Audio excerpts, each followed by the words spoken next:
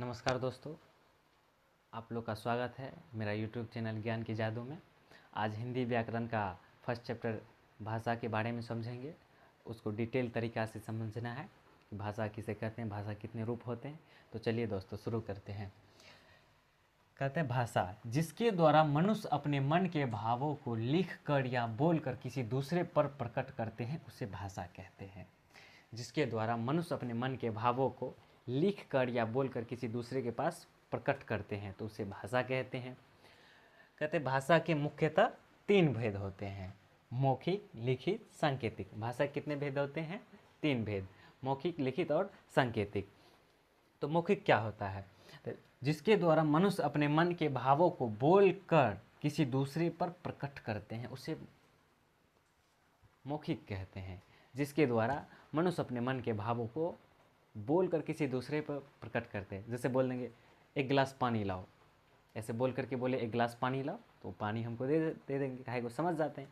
तो इस भाषा की इसी रूप को कहते हैं मौखिक। अब है लिखित। कहते जिसके द्वारा मनुष्य अपने मन के भावों को लिख कर किसी दूसरे पर प्रकट करते हैं उसे लिखित कहते हैं। अगर मान के चलिए कि कोई मुझे ऐसा चीज़ लेना है कि दूसरे को पता ना चले। अगर वहाँ पे 5 व्यक्ति बैठे हैं, किसी एक को बोलना है तो हम ऐसे बोल नहीं सकते हैं। तो उसको एक काम कर सकते हैं, उसको पेज पे लिख करके दे सकते हैं कि भैया मुझे ये चीज़ चाहिए, तो पढ़ के वो समझ जाएंगे और मुझे दे देंगे। किसी को पता भी नहीं चलेगा और मेरा काम भी हो जाएगा। तो इसे कहते हैं लिखित, भाषा का लिखित रूप।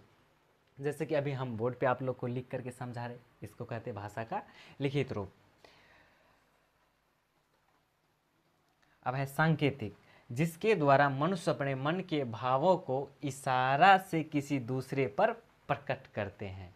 तो जिसके द्वारा मनुष्य अपने मन के भावों को इशारा से किसी दूसरे पर प्रकट करते हैं उसे सांकेतिक या इशारा भी कह सकते हैं, उसको कोई दिक्कत नहीं है। जैसे मान चलिए हमको पानी लेना है, फिर से वही एग्जाम्पल को बेहतर से समझते हैं कि जैसे पानी लेना है तो उसको अगर ऐसे बोल सकते हैं तो समझ जाता है कि नहीं ये पानी बोल रहा है। अब जैसे कि उसको बोलते हैं इधर आओ, कम, ऐसे अगर बोल दें तो समझ जाता है कि मुझे बुला रहे हैं। तो इसे कहते हैं सांकेतिक रूप। अब कई नज़र से भी नज़र मिलते हैं, जो लैला मजनू होते हैं, नज़र में नज़र ही बात हो जाती है, तो इसे ही कहते हैं सांकेतिक रूप।